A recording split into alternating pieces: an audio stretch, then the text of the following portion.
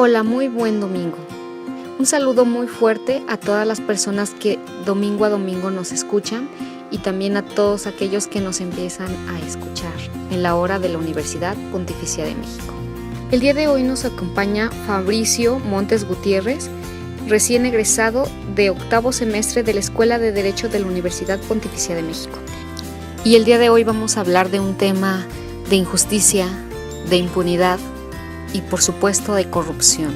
En el estado de Veracruz ya tiene bastante tiempo que sucedió, pero aún así siguen los ecos y la injusticia.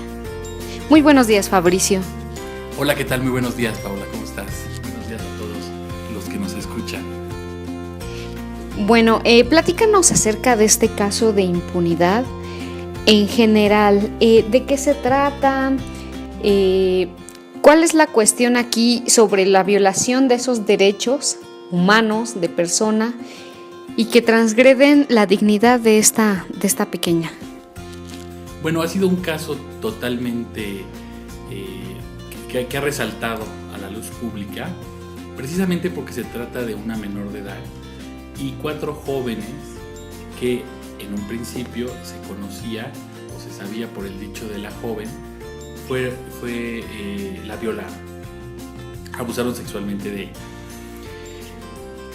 Este tipo de delitos, cabe decir, son muy difíciles de probar, puesto que generalmente se hacen en un ámbito de ocultamiento. ¿Qué quiere decir? Que pues no hay testigos, difícilmente se pueden allegar de otras pruebas.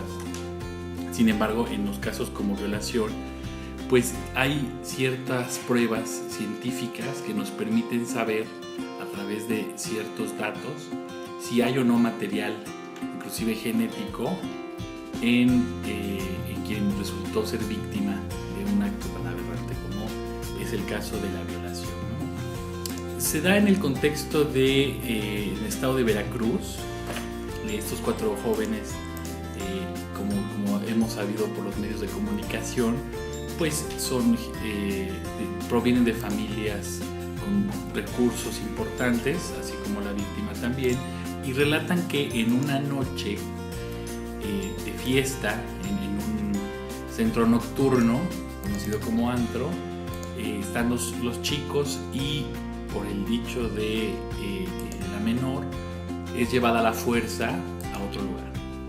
Y en ese lugar, o sea, durante el tránsito y en el inmueble donde se lleva a cabo el delito de violación, pues bueno, dicen a la fuerza. Ahora, ¿qué ha detonado la indignación general? En principio de cuenta debemos decir que habían llegado a un consenso las partes. El padre de la menor pues estaba indudablemente molesto. Entonces habían llegado al pacto de ir a tratamiento psicológico, porque naturalmente esto no se puede reparar. Este daño cometido por este tipo de delitos, pues ¿cómo se repara? No, es irreparable, ¿no? Las secuelas psicológicas, físicas, pues son terribles, ¿no? Entonces llegaron a un acuerdo de pedirle disculpas, no estar en el mismo lugar. Si están en un lugar público, ellos se tendrían que retirar e ir a terapia. No obstante lo anterior, ellos no cumplen con el acuerdo. Entonces el padre decide que es momento de denunciarlos. Entonces la denuncia es un requisito de procedibilidad para que un órgano del Estado que se llama Ministerio Público, que es el representante de la sociedad, investigue los hechos narrados por la víctima o aquel que se considera ofendido de un acto, de un hecho jurídico que es delito.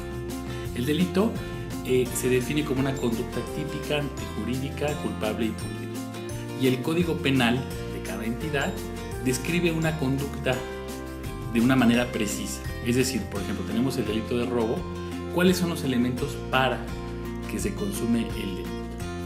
Así, para el caso de la violación, también el Código Penal del Estado de Veracruz, que es donde se llevan los hechos, describe esa conducta. Aunado a que pues esta niña en ese momento era menor de edad. Entonces la ley hace una ficción por virtud de la cual una menor no puede externar su consentimiento para tener relaciones sexuales, al menos con un adulto, ¿no? Entonces ahí tenemos el primer problema. Ahora, el tema está en que cuando ella denuncia, pues evidentemente no hay mayores medios de probanza, ¿verdad?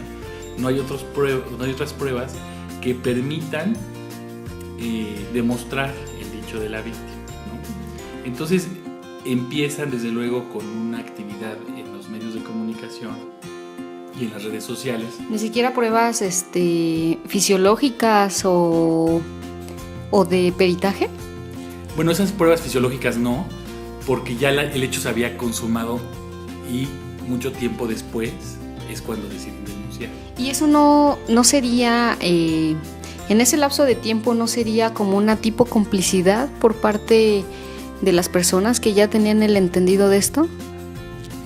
Bueno, es que ahí lo que tenemos que ver es que muchas personas, por miedo o porque saben que México es un lugar de impunidad, no denuncian. Es decir, ¿para qué voy a denunciar? Fui víctima de un delito, si se va a tardar el Ministerio Público 2 o 3 años en resolverme eso. Voy a perder tiempo, dinero, me voy a desgastar emocionalmente. Siendo este un delito sexual, ¿verdad?, que se le están imputando a estos jóvenes, pues naturalmente hay una revictimización de esta niña, ¿no? Entonces volver a contar los hechos, narrarlos, volver a estar enfrente de quienes agresores, de los agresores, de quienes supuestamente llevaron a cabo el hecho. Entonces todo eso genera un grado de estrés y de malestar. ¿Y para qué? Para que al final no obtengas nada. Entonces mucha gente por eso se detiene. Ahora, esta niña no sabemos las razones por las que no le dijo a sus padres lo que había ocurrido. Lo cierto es cuando lo dice, pues ya no hay forma de obtener otros medios de prueba, ¿no? Sin embargo, sí se mencionó que existía un video donde se observa la cópula entre el agresor y la víctima, que se subió inclusive a una página de videos pornográficos, y que eso fue lo que detonó también esta controversia, ¿no? Ahora bien, uno de estos jóvenes, digamos que cuando empieza la etapa de investigación, se va a España, porque por lo que supimos por los medios de comunicación, tiene la doble nacionalidad. Se va a España, se lleva a cabo la investigación, termina, se giran órdenes de aprehensión y el menor, el joven, perdón, que está en España, pues es ubicado y extraditado a México. Lo que sí genera suspicacia es que este joven pues se cortó el cabello, se lo pintó y se puso anteojos. Entonces pues dice uno, bueno, si uno no ha cometido un delito, ¿por qué razón le doy esa transformación, ¿no? Ahora bien, cuando lo aprenden y lo llevan a la Veracruz, donde se le sigue la causa, este joven, desde luego, hay medios de impugnación y hay medios de protección constitucional. Una de ellas, y por excelencia, es el juicio de amparo. El juicio de amparo se va a conocer la violación por parte de una autoridad a los derechos fundamentales de una persona. Este joven, cuando le dictan el auto de forma de prisión, naturalmente se va al juicio de amparo en directo, que ha generado toda una serie de enojos e inclusive la suspensión del juez que emitió esta sentencia. Respecto a la propia sentencia, podríamos decir que en su considerando sexto, el juez hace todo un análisis de por qué decide conceder el amparo y protección de la justicia federal al joven. Y esto es porque argumenta no se colmaron los elementos del tipo penal, de lo que veníamos hablando al principio. Es decir, el derecho penal, ¿qué es lo que salvaguarda? Salvaguarda valores muy importantes de la sociedad, que son bienes jurídicos. Y estos bienes jurídicos, pues es el patrimonio, la vida, la integridad personal, el sano desarrollo psicosexual, entre otros. Entonces, ¿cuál es la reacción del Estado para proteger estos bienes? Pues es, desde luego, la privación de la libertad en un centro de readaptación social, ¿no? Entonces, como es una reacción tan violenta del Estado, pues se tienen que colmar todos estos requisitos, tanto formales como materiales, para no generar arbitrariedades por parte de la autoridad. Sin embargo, como el delito en cuestión es complejo respecto a cómo se prueba, pues indudablemente faltan todos esos requisitos que nos exige la ley. Entonces, cuando emite su resolución el juez, pues bueno, es sumamente criticado. Entonces, uno de ellos, me parece, se sustrajo de la acción de la justicia, ¿verdad? A otro de ellos no le han podido probar la conducta que se le imputa. Sin embargo, bueno, se dijo también que este joven que se amparó en contra del auto de formal prisión iba a quedar en libertad. Sin embargo, tenemos que aclarar esa situación. El joven no está en libertad, sigue privado de la libertad, sujeto a proceso a disposición de un juez penal. Lo que pasa es que el juicio de amparo es biinstancial. ¿Qué quiere decir? Que tiene una segunda instancia. Por lo tanto, la joven, que en el caso concreto es tercera interesada, de acuerdo a la ley de amparo, ella tiene legitimación dentro del proceso del juicio de amparo. Por lo tanto, ella puede interponer el recurso de revisión, que seguramente sí lo hizo, y esta sentencia quedará bajo el escrutinio de un tribunal colegiado que se integra por 3 magistrados. Uno de ellos va a hacer un proyecto y se somete a discusión. Entonces, ese proyecto, ¿qué puede hacer? Puede confirmar, puede revocar o puede modificar la sentencia que es tan controversial. Bueno, pues es muy interesante el caso. Pues es bueno saber este tipo de cosas, este tipo de casos de impunidad, de corrupción. Y pues muchísimas gracias. ¿Cómo podríamos concluir esto? ¿Qué tipo de mensaje podrías enviarle al público que nos escucha sobre la prevención de este tipo de casos? Bueno, sí, por supuesto, el derecho penal también busca la prevención, ¿no?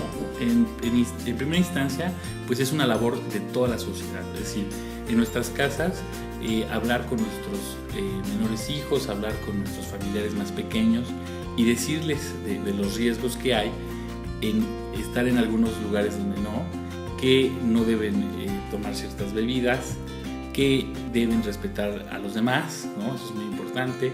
Es decir, estamos en una sociedad desgraciadamente muy machista y misógina y tenemos que buscar que se rompan estos discursos que ven a la mujer como un objeto